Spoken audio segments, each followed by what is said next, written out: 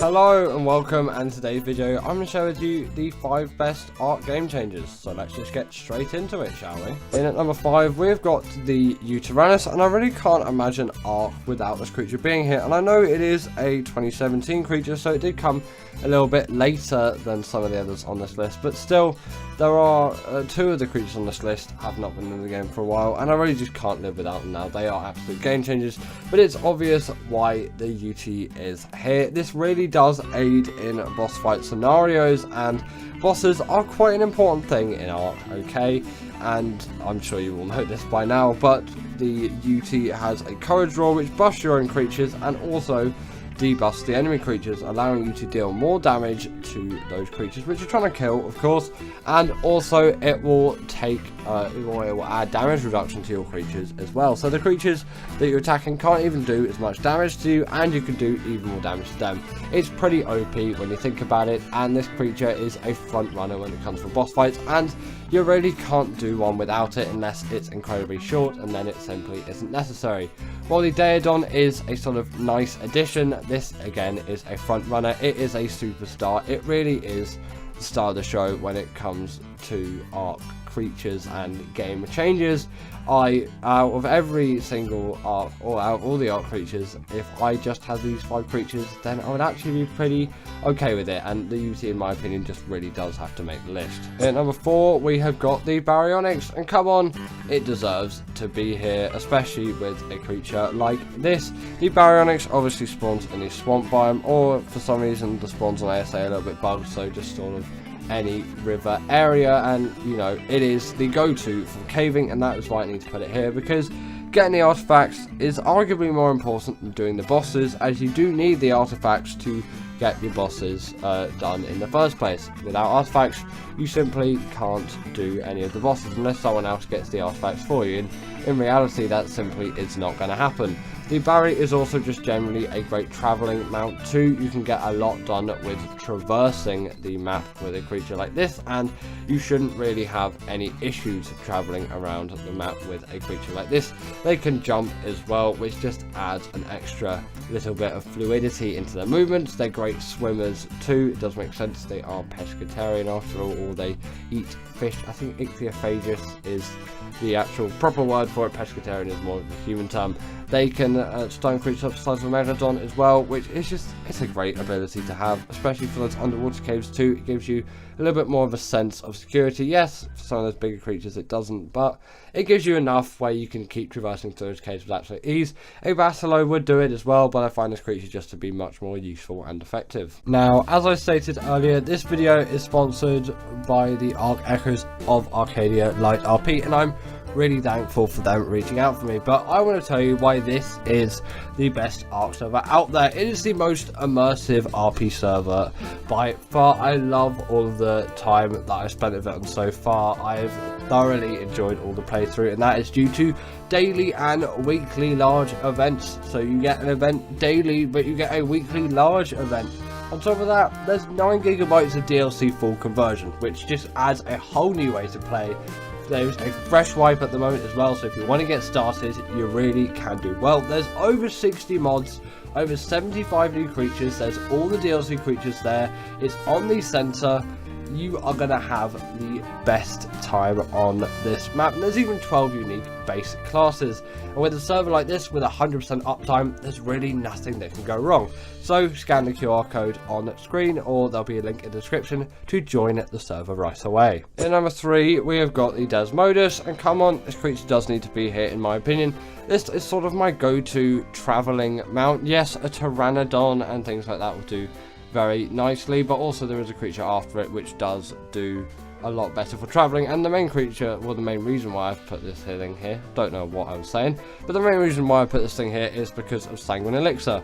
As a PvE player, and also PvP players will relate, taming is a very big part of Ark, but I spend most of my time of the game actually just taming. I don't really do a lot of combat and things like that apart from bosses. Again, I'm not a PvP player. PvP players speak out, how much of your game time do you probably spend taming? Because for me, it is well over 50%, especially when I'm in the late game. I absolutely love doing it, and the Sanguine Elixir just makes that even easier for me to do. And obviously the Desmodus is a really cool creature.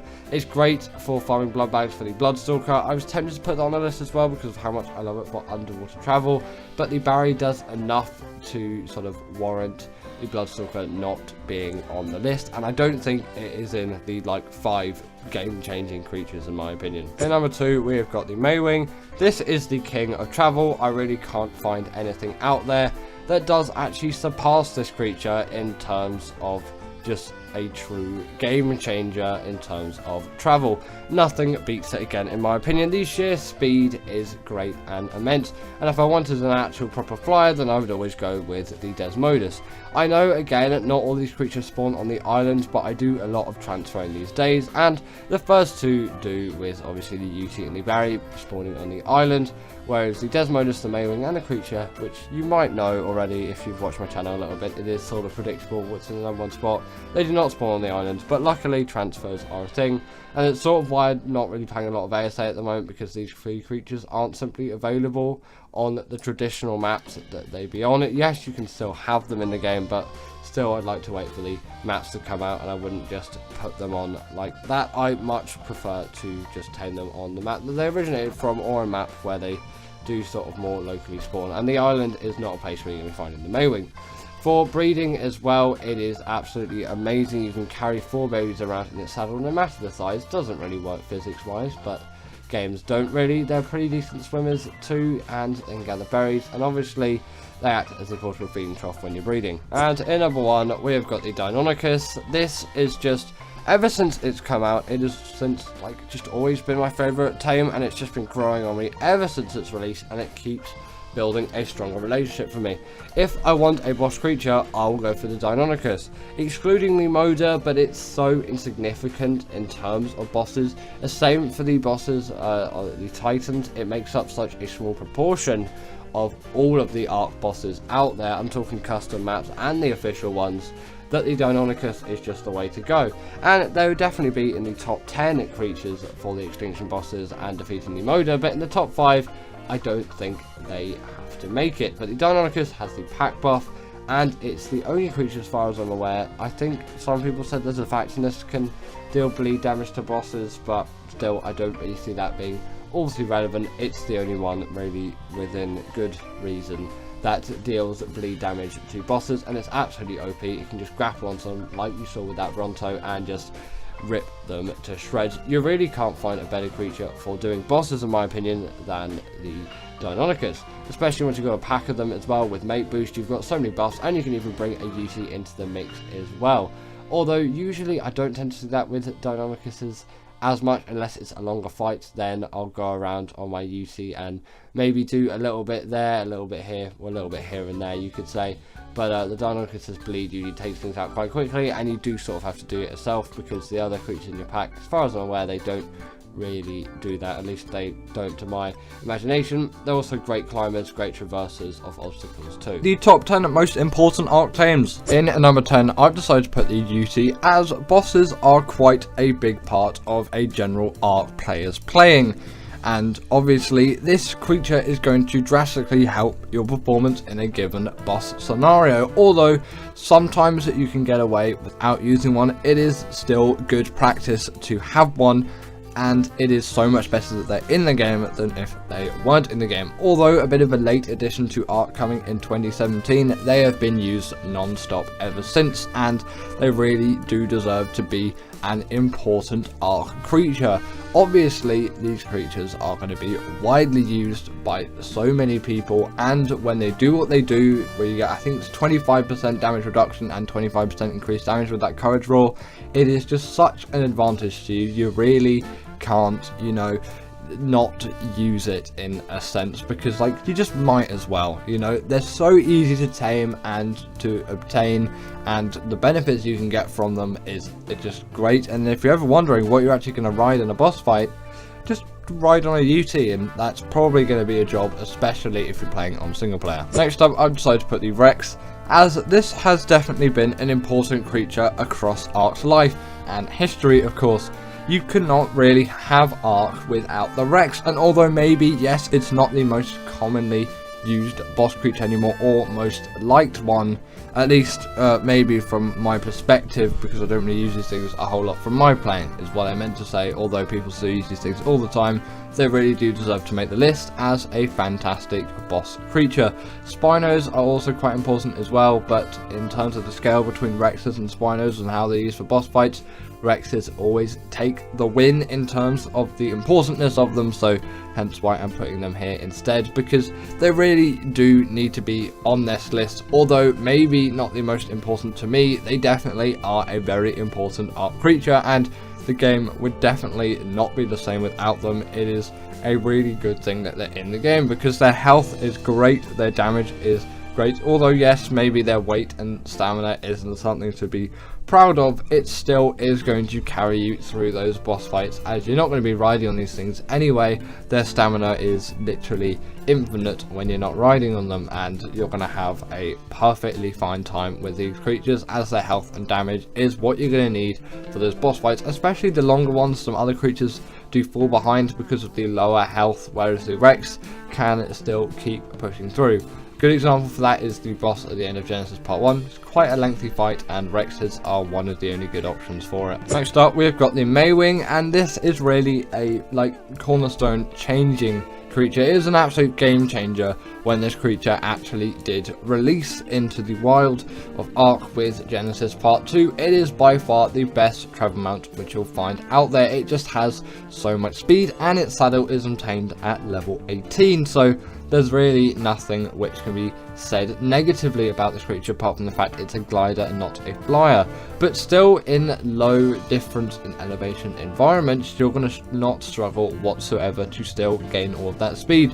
They're also pretty great swimmers as well, and their underwater flying, that doesn't make sense, underwater movement is actually pretty decent as well. You might not expect that from a creature like this, but it kind of does make sense when you consider them a sort of platypus type creature.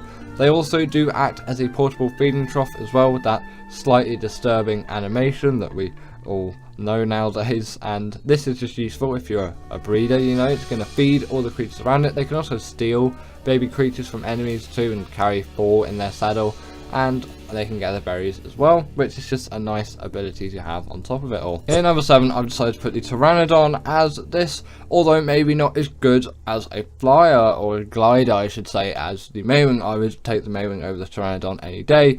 This is more important in Ark than the Maywing, as it's often going to be the first flyer that you ever obtain, and it's been here since day 1, and we've been using these things basically for 9 years now, which is actually a little bit insane when you think about it. Also, I'm not sure if they did have that spin ability when they first released, or I didn't use it. Either way, they have definitely progressed in a way, I'm pretty sure, over Ark's history and life. Obviously, you've got all the variants of Pteranodons as well, although I'm pretty sure all of them aren't tameable, because you've just got the corrupted Pteranodons on Extinction. That's besides the point. The Pteranodon has been and still is actually, don't know why I'm failing so much with this one, a really, really great and useful flyer for many players out there. The only real difficulty in obtaining one, at least for your first time, is the chitin and keratin required for the saddle. At least I've always struggled with that a little bit. Not really nowadays, because, you know, just killing a few insects and you can get it all done. But if you don't know exactly what to do, and then you start fighting carb enemies for ages, especially if you're on official rates, it can take some serious elbow grease to actually get through a team like that. But yes, it's been very influential, and it's deserving of the list. I've decided to put the Stego on the list, as I find this is one of the best berry gatherers out there, and the game would simply not be the same if this creature wasn't here. Yes, the Trike and the Parasaur have played their part too, but in my opinion, the Stego has played the biggest of them all. While being still a relatively easy creature to get, just being slightly harder than something like the Parasaur or the Trike. Obviously the Trike's harder than the Parasaur, it's kind of a progression system. You would get loads and loads of berries out of a creature like this, and although they were slow and their stamina wasn't the best, you could still level it up and get it to be reasonably good pretty quickly, and on top of all of this too, they are just so good at berry gathering, especially considering their size.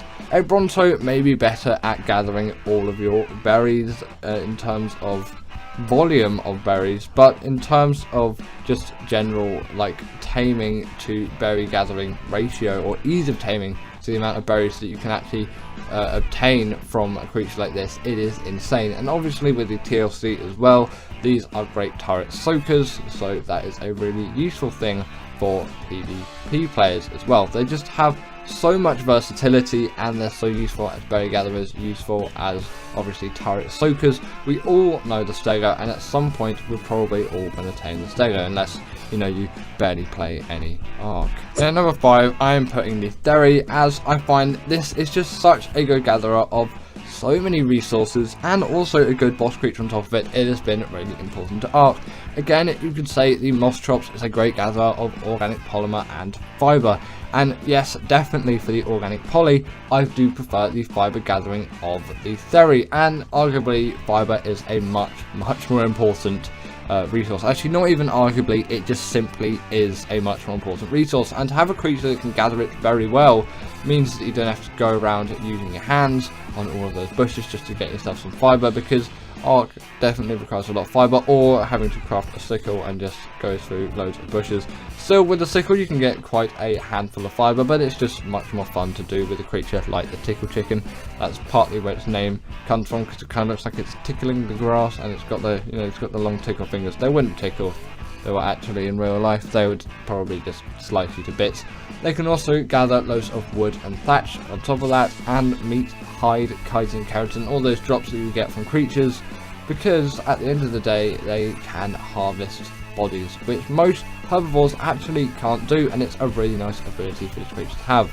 Although taming can be a little bit difficult and time consuming, the saddle was unlocked at level 69. Nice. And what can really get better than that? Continuing on, I've decided to put the Desert Modus here, and although a recent addition, it has really changed the sort of progression of taming in the game, as that Sanguine Elixir, 30% of the tame just done like that with a click of a button. It really does add something, okay? That it just changes up the game dynamic for some difficult or longer tames. On top of this, it can also gather blood bags, which has been something which has been an absolute pain to do until the Desert Modus released. It is also just a very fast glider, and it can pick players off mounts with absolute ease in given PvP scenarios, so you really won't struggle whatsoever to you know, use this thing for PvP uses, because they are just goated at that, in my own words. But also just for PvE, obviously that taming is insane. The blood bag gathering also makes them really good for taming Bloodstalkers, and I love that creature. I'll give it a brief honorable mention as an important Ark tame, although it doesn't deserve to be on this list in my opinion, just because the other creatures here are a little bit more important than it. At number 3, we have got the Argentavis, and this has been here just for so long nowadays. It's been here since day one, I'm pretty confident, and on the island this is an absolute lifesaver. While the Pteranodon will probably be your first flyer, this is where the game is really going to change for you. You're going to notice a lot of progression difference when you get yourselves an RG. The weight and stamina difference between the Pteranodon and the RG is absolutely insane, especially considering their weight reduction on things like crystal, metal and obsidian. Don't know what crystal is. Guess I have to make a mod and make crystal now. Either way, these creatures are great for transporting all of those goods, and their saddle acts as a portable smithy too, especially if I'm doing caving, I find, and an Altaplura gets my armor and just completely destroys it. I like to do 3 caves in one go instead of just going back to my base, because my base is usually in the north, and quite a lot of the caves are located in central and southern regions. I like to do just a few in one go, and if I have some metal stored in my RG, obviously smelted, I can repair my flat gear before going to the next cave instead of having to go all the way back. Just a tip that I like to use a lot of the time. If you pair this thing with an Anki or a Dodic as well, you're going to get a lot of great gathering out of this creature, because, you know, those creatures can gather like there is no tomorrow, and with the weight reduction, it is just great to have. They can also carry 2 creatures as well. They can carry a small one in your beak, so if you want to bring your dodo along with your adventures, then you can. And the regen buff which they have when you kill something and eat it, it is very, very welcome. In number 2, I'm putting the baryonyx, as caving is arguably one of the most important parts of the Ark game. Yes, those bosses are going to be an important part, but you can't even come close to doing any of them unless you've done the caves, because the artifacts are required, and this being just such a simple but yet so effective caving mount, it really does deserve to be on the list here for me. This creature can be found on the swamp biome, or just generally any river biome on ASA. On ASC, look in the swamp biome. On ASA, the spawns seem to be a little bit bugged, so you can kind of find them along any river, but if you can't find any, always go to the swamp, and that is going to be probably your safest bet. They have a very high amount of mobility too for a carnivore, and it does make sense considering their size. They can also jump a little bit as well if you want to go Mario style, I guess, and the spin attack on top of it makes it sort of Mario Galaxy style. It can stun creatures up to the size of a Megalodon, and it's pretty decent for the underwater caves too, because it is a very nice swimmer. The reason why it's just so great for caving is the damage and health and mobility is simply so amazing for doing those caves, and on top of that, it is the perfect size to fit into basically all of them. Don't try the artifact of the Skylord cave though, because that will never work in your favour, and that is why I find these creatures just to be so important. Now, for me, this is my most important Ark Tame of all time, the Deinonychus. It is a great one for caving like the Baryonyx 2, and it's even smaller and more mobile, and on top of that it deals the bleed ability, but it is insane for bosses too and general travel around the map, and it's the only Ark creature out there that can deal bleed damage to bosses. And sometimes when I'm with my pack of Deinonychuses, and actually most of the times, I'll skip out on using something like the UT, because the boss is only lasting about 1.5 minutes, 2 minutes anyway. It really does not make any difference, and maybe just lugging a UT around, it's not really what I want, and I want to be riding on one of the Deinonychuses to actually get it out and done as quick as possible. So the UT would essentially basically be doing nothing. Obviously I could set it to do it, but still I wouldn't really want that. It just kind of makes that scenario a little bit more messy, so that would be the only time that I wouldn't use it. The Deinonychuses aren't quite as good for the longer boss fights. Sometimes their health can pull them back a little bit, but if you do have some health mutations, you can actually go through even the alpha boss fights on Gen 1 on that Master Controller boss. I've done it before. Just, you know, you are going to need some pretty buffed up Deinonychuses for that. They also take no ball damage, which is just a nice addition for them to have, and scaling walls or vertical surfaces is an absolute ease, as they can simply jump across them and up them. It is going to be one of the easiest things that you encounter with this creature. It's general travel around the map. It is absolutely insane how good these things are as traveling mounts, and they're just so good at such a wide variety of things. I really do need to put them in at the #1 spot. So shout out to this month's patrons: Karina Thorne, Dominic, Macy Drewski, sorry about the pronunciation there, Louis Oren, Levi McDaniel, Ellen Martinson, and Jim Fowley. I appreciate all of your support, and if you're not a Patreon, then go join now.